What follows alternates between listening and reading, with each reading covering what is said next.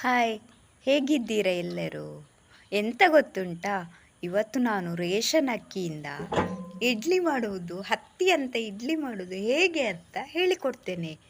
ಇದು ಯಾವ ಅಕ್ಕಿ ಅಂತ ಗೊತ್ತುಂಟಾ? ರೇಷನಲ್ಲಿ ಸಿಗುವ ಬಿಳಿ ಅಕ್ಕಿ, ಬೆಳ್ತಿಗೆ ಅಲ್ಲ, ಬಿಳಿ ಅಕ್ಕಿಯಿಂದ ಹತ್ತಿಯಂತೆ ಇಡ್ಲಿ ಮಾಡ್ಬೋದು. ನಿಮಗೆ ಗೊತ್ತುಂಟಾ? ಎಷ್ಟು ಈಸಿ ಗೊತ್ತುಂಟಾ? ನಾವು ಅಕ್ಕಿಯನ್ನು ಸ್ವಲ್ಪ ಕೂಡ ಹಾಳು ಮಾಡೋದಿಲ್ಲ. ನೋಡಿ ಅಂತೆ ದಿವಸಕ್ಕೊಂದು ಟೈಪ್ನ ತಿಂಡಿ ಮಾಡ್ತೇವೆ. ಎಷ್ಟು ಒಳ್ಳೆಯದಾಗ್ತದೆ ನೋಡಿ. ಬೇಕಾದರೆ ನೀವು ಸಹ ಒಮ್ಮೆ ಟ್ರೈ ಮಾಡಿ ಆಯಿತಾ. ಮತ್ತು ಫಸ್ಟ್ ಟೈಮ್ ನಮ್ಮ ಚಾನಲನ್ನು ನೋಡುವವರು ನಮಗೆ ಒಂದು ಸಬ್ಸ್ಕ್ರೈಬ್ ಮಾಡ್ತೀರಲ್ಲ. ನನಗೆ ಗೊತ್ತುಂಟು ನೀವು ಸಬ್ಸ್ಕ್ರೈಬ್ ಮಾಡ್ತೀರಿ ಅಂತ, ಸಪೋರ್ಟ್ ಮಾಡ್ತೀರಿ ಅಂತ, ಆಯಿತಾ. ಈಗ ನೋಡಿ ಅಂತ ಇದೇ ಅಕ್ಕಿ, ಬೆಳ್ತಿಗೆ ಅಲ್ಲ, ಬಿಳಿ ಅಕ್ಕಿ. ಗೊತ್ತಾಯ್ತಲ್ಲ, ಎಲ್ಲರಿಗೂ ಗೊತ್ತಾಗ್ತದೆ ಇದು ಯಾವ ಅಕ್ಕಿ ಅಂತ. ರೇಷನಲ್ಲಿ ಸಿಗುವ ಬಿಳಿ ಅಕ್ಕಿ. ಮೊನ್ನೆ ಒಂದು ಸಲ ನಾನು ಸೇಮೆದಡ್ಡೆ ಕೂಡ ಮಾಡಿದ್ದೇನೆ ಇದೇ ಅಕ್ಕಿಯಲ್ಲಿ, ಅದೇ ಅಕ್ಕಿ ಆಯಿತಾ. ನೋಡಿ ಅಂತೆ ಬಿಳಿ ಅಕ್ಕಿ ಗೊತ್ತಾಯ್ತಲ್ಲ. ಈಗ ನಾನು ಅದನ್ನು ಚೆನ್ನಾಗಿ ಅದೆಲ್ಲ ಕಸ ಎಲ್ಲ ತೆಗಿಬೇಕು. ಇದ್ದರೆ ಕಸ ಇಲ್ಲ. ಈಗ 2 ಲೋಟ ಹಾಕ್ತೇನೆ ನಾನು. ಒಂದು ಲೋಟದಲ್ಲಿ 2 ಲೋಟ ಅಕ್ಕಿ ಹಾಕ್ತೇನೆ. ನೋಡಿ ಅಂತೆ ನಿಮಗೆ ಎಷ್ಟು ಬೇಕು ಅಷ್ಟು ಹಾಕಿ. ನಾನು 2 ಲೋಟ ಅಕ್ಕಿ ಹಾಕಿದ್ದೇನೆ ಅಷ್ಟೇ. ಅದಕ್ಕೆ ಯಾವ ಅಕ್ಕಿ ಕೂಡ ಮಿಕ್ಸ್ ಮಾಡಲಿಕ್ಕಿಲ್ಲ ಆಯಿತಾ. ಅದೇ ಒಂದು ಅಕ್ಕಿ ಸಾಕು. ಕೆಲವರೆಲ್ಲ ಮಿಕ್ಸ್ ಮಾಡಿ ಮಾಡ್ತಾರಲ್ಲ, ನಾನು ಹಾಗೆ ಅಲ್ಲ, ಅದೇ ಥರ ಅಕ್ಕಿಯಲ್ಲಿ ಮಾಡಿದ್ದು. 2 ಲೋಟ ಅಕ್ಕಿಗೆ ಅದೇ ಲೋಟದಲ್ಲಿ ಅರ್ಧ ಲೋಟ ಉದ್ದಿನ ಬೇಳೆ ಆಯಿತಾ. ಅರ್ಧ ಲೋಟ ಸಾಕು. ಒಂದು ವೇಳೆ 4 ಲೋಟ ಅಕ್ಕಿ ಹಾಕಿದರೆ ನೀವು 1 ಲೋಟ ಉದ್ದಿನ ಬೇಳೆ ಹಾಕಿ ಆಯಿತಾ. ಈಗ ಅದಕ್ಕೆ ನೀರು ಹಾಕಿ ಇಡುವ ಆಯಿತಾ. ಇದು ನಾನು ನಿನ್ನೆ ರಾತ್ರಿ ಹಾಕಿ ಇಟ್ಟದ್ದು. ನಿನ್ನೆ ರಾತ್ರಿ ಹಾಕಿ ಇಟ್ಟಿದ್ದೇನೆ ನೀರಲ್ಲಿ. ರಾತ್ರಿ ಹಾಕಿದರೆ ಬೆಳಿಗ್ಗೆ ಕಡಿಬೇಕು, ಮತ್ತು ಸಂಜೆಗೆ ಇಡ್ಲಿ ಮಾಡಲಿಕ್ಕೆ ಆಗ್ತದೆ. ಒಂದು ವೇಳೆ ನೀವು ಬೆಳಿಗ್ಗೆ ಹಾಕಿದರೆ ರಾತ್ರಿ ಕಡೆದು ಮರುದಿವಸ ಬೆಳಿಗ್ಗೆ ಇಡ್ಲಿ ಮಾಡಲಿಕ್ಕೆ ಆಗ್ತದೆ. ಆ ಥರ ಮಾಡಿ ಆಯಿತಾ. ಇದನ್ನು ಚೆನ್ನಾಗಿ ತೊಳಿಬೇಕು. ಇದು ಮರುದಿವಸ ಬೆಳಿಗ್ಗೆ ನಾನು ಚೆನ್ನಾಗಿ ತೊಳೆದೆ ಆಯಿತಾ. ಹಿಂದಿನ ದಿವಸ ರಾತ್ರಿ ನೆನೆ ಹಾಕಿದ್ದೇನೆ. ಚೆನ್ನಾಗಿ ಒಂದು 4-5 ಸಲ ತೊಳಿಬೇಕಾಯ್ತಾ. ತಿಳಿ ನೀರು ಬರುವವರೆಗೆ ತೊಳೆಯಿರಿ. ಇದು ಬೇರೆ ಬೇರೆ ಕಡೆ ಇರಿ. ಆ ಅಕ್ಕಿ ಮತ್ತು ಉದ್ದಿನ ಬೇಳೆ 4-5 ಸಲ ತೊಳಿರಿ ಚೆನ್ನಾಗಿ. ಇದು ಈಗ ಉದ್ದಿನ ಬೇಳೆಯನ್ನು ಅದೇ ಥರ ತೊಳಿರಿ ಚೆನ್ನಾಗಿ ಆಯಿತಾ. ನೈಸಾಗಿ ಕಡಿಬೇಕಾಯ್ತಾ. ಎಷ್ಟು ಚೆನ್ನಾಗಿ ಆಗ್ತದೆ. ನೀವು ಸಹ ಒಮ್ಮೆ ಟ್ರೈ ಮಾಡಿ ನೋಡಿ, ಮತ್ತು ಕಮೆಂಟ್ ಮಾಡೋದನ್ನು ಮಾತ್ರ ಮರಿಬೇಡಿ ಆಯಿತಾ. ಫಸ್ಟಿಗೆ ನಾನು ಉದ್ದಿನ ಬೇಳೆ ಕಡಿತೇನೆ. ಇದಕ್ಕೆ ನಾನು ಸ್ವಲ್ಪ ಉಗುರು ಬೆಚ್ಚಗೆ ನೀರು ಉಂಟಲ್ಲ, ಜೋರು ಬೆಚ್ಚಗೆ ಬೇಡ, ಉಗುರು ಬೆಚ್ಚ ಆಗುವಷ್ಟು ನೀರನ್ನು ಬಿಸಿ ಮಾಡಿ ಅದರಲ್ಲಿ ಕಡೆಯುವುದು. 1 ಲೋಟದಷ್ಟು ನೀರು ಹಾಕಿದ್ದೇನೆ. ಜಾಸ್ತಿ ನೀರು ಮಾಡಬೇಡಿ ಆಯಿತಾ. ಇಡ್ಲಿಗೆ ಗೊತ್ತುಂಟಲ್ಲ ಯಾವ ಹದ ಇರ್ತದೆಲ್ಲ ಹಿಟ್ಟು, ಅದೇ ಥರ ಕಡೆಯಿರಿ. ಈಗ ಉದ್ದಿನ ಬೇಳೆ ಕಡೆದಾಯಿತು ನೋಡಿ ಅಂತೆ. ಈಗ ಅದೇ ಜಾರಲ್ಲಿ ಅಕ್ಕಿಯನ್ನು ಕಡೆಯುವ. ನಾನು ಒಂದೇ ಸಲ ಕಡಿತೇನೆ ಎಲ್ಲವನ್ನು.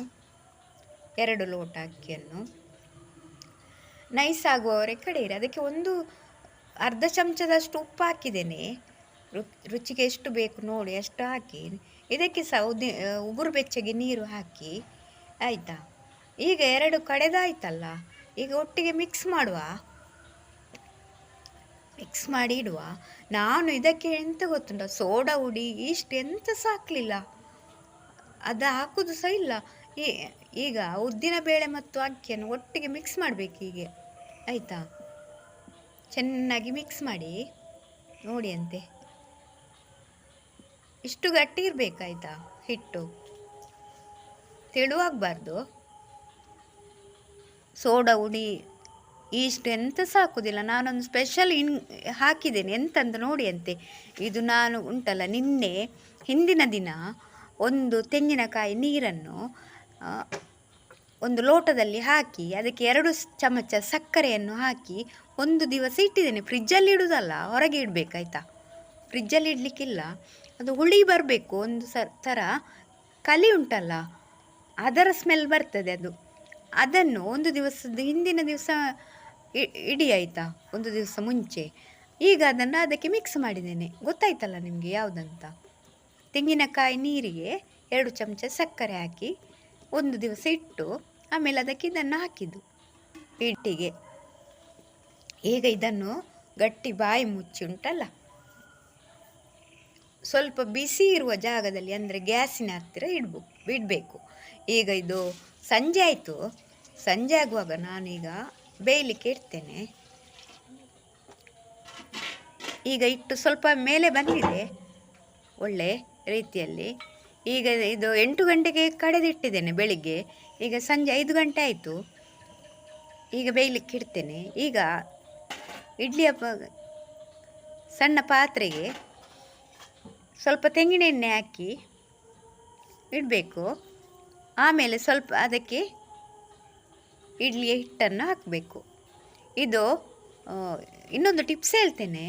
ಇಡ್ಲಿ ಬೇಯಲಿಕ್ಕೆ 1 ಚೊಂಬು ನೀರು ಮಾತ್ರ ಸಾಕು. 20 ನಿಮಿಷ ಬೆಂದರೆ ಸಾಕು. ಇಡ್ಲಿ ನೀರುಂಟಲ್ಲ, ಇದು ಆವಿ ಬರ್ತದಲ್ಲ, ಆಮೇಲೆ 20 ನಿಮಿಷ ಬೇಯಲಿಕ್ಕೆ ಇಡಿ, ಅಷ್ಟೇ ಸಾಕು. ಜಾಸ್ತಿ ನೀರು ಇಟ್ಟರೆ ಗ್ಯಾಸ್ ಜಾಸ್ತಿ ಬೇಕಲ್ಲ, ಅದಕ್ಕೆ ಎಷ್ಟು ಬೇಕು ನೋಡಿ ಅಷ್ಟೇ ನೀರು ಇಡಿ. ಈಗ ಬೇಯಲಿಕ್ಕೆ ಇಟ್ಟಿದ್ದೇನೆ ನೋಡಿ, 20 ನಿಮಿಷ ಸಾಕು. ಈಗ ಚಟ್ನಿ ಮಾಡುವ. ಇಡ್ಲಿಗೆ ಚಟ್ನಿ ಬೇಕಲ್ಲ ಇಡ್ಲಿಗೆ. ನಾನೀಗ 1 ಗಡಿ ತೆಂಗಿನಕಾಯಿಗೆ 2 ಸಣ್ಣ ಮೆಣಸು ಹಾಕಿದ್ದೇನೆ, ಕೆಂಪು ಮೆಣಸು ಎಣ್ಣೆಯಲ್ಲಿ ಫ್ರೈ ಮಾಡಿದ. ಮತ್ತು ಸ್ವಲ್ಪ ಹುಳಿ, 2 ಎಸಳು ಬೆಳ್ಳುಳ್ಳಿ, ಅರ್ಧ ಚಮಚ ಉಪ್ಪು, ಇಷ್ಟನ್ನು ಹಾಕಿ ನೈಸಾಗಿ ಕಡೆಯುವ. ಆಯಿತಾ ನೋಡಿ, ಕಡ್ದಾಯಿತು. ಈ ಥರವೇ ಮಾಡಿ ನೀವು, ಆಯಿತಾ. ಇಡ್ಲಿ ಮತ್ತು ಚಟ್ನಿ ಇದೇ ಥರ ಮಾಡಿ. ನಾನು ಹೇಗೆ ಮಾಡಿದ್ದೇನೆ ನೋಡಿ ಅದೇ ಥರ ಮಾಡಿ. ಈಗ ಒಂದು ಒಗ್ಗರಣೆ ಹಾಕುವ.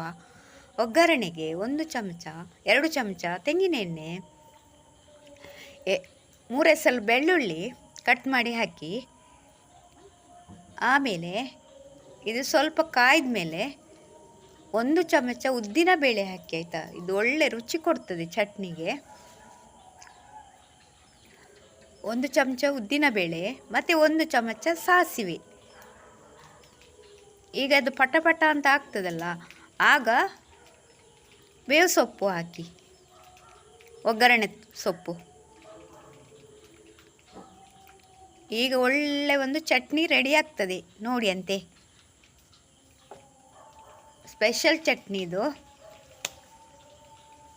ಈಗ ಒಗ್ಗರಣೆ ಹಾಕುವ ಚಟ್ನಿಗೆ. ಚಟ್ನಿ ಎಷ್ಟು ಚೆನ್ನಾಗಿದೆ ನೋಡಿ. ಮತ್ತೆ ಇದೇ ಥರ ಮಾಡಿ. ಚಟ್ನಿ ಆಯ್ತಲ್ಲ. ಈಗ ಇನ್ನೊಂದು ಸೈಡಲ್ಲಿ ಇಡ್ಲಿ ಬೆಂದಿದೆ ನೋಡುವ. ಚಟ್ನಿ ಸ್ಪೆಷಲಾಗಿ ತುಂಬ ಚೆನ್ನಾಗಿದೆ. ಆಯಿತಾ, ಇದೇ ಥರ ಮಾಡಿ. ಈಗ ಇಡ್ಲಿ ಕೂಡ ಬೆಂದಾಯಿತು, 20 ನಿಮಿಷ ಆಯಿತು ನೋಡಿ. ಅಂತೆ ಬೆಂದಾಯ್ತಲ್ಲ. ಆಮೇಲೆ ಒಂದು ಒದ್ದೆ ಬಟ್ಟೆ ಹಾಕಿ ಇಡ್ಲಿಯನ್ನೆಲ್ಲ ಅದರ ಮೇಲೆ ಇಡಿ. ಇಡ್ಲಿ ಪಾತ್ರೆಯನ್ನು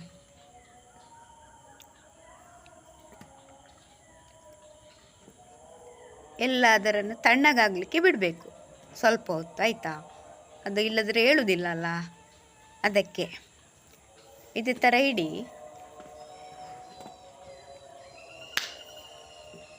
ತಣ್ಣಗಾದ ಮೇಲೆ, ಈಗ ತಣ್ಣಗೆ ಆಯಿತು ಒಂದು 10 ನಿಮಿಷ ನಂತರ. ಈಗ ನೋಡಿ ಅಂತೆ ಎಷ್ಟು ಚೆನ್ನಾಗಿ ಹೇಳ್ತದಲ್ಲ. ನೋಡಿ ಅಂತೆ ಎಷ್ಟು ಚೆಂದ ಆಗಿದೆ, ಹತ್ತಿಯಂತೆ ಆಗಿದೆ. ನೀವು ನಂಬಲಿಕ್ಕಿಲ್ಲ ನೋಡಿ ಅಂತೆ ಎಷ್ಟು ಸ್ಮೂತ್ ಆಗಿದೆ ಅಂತ.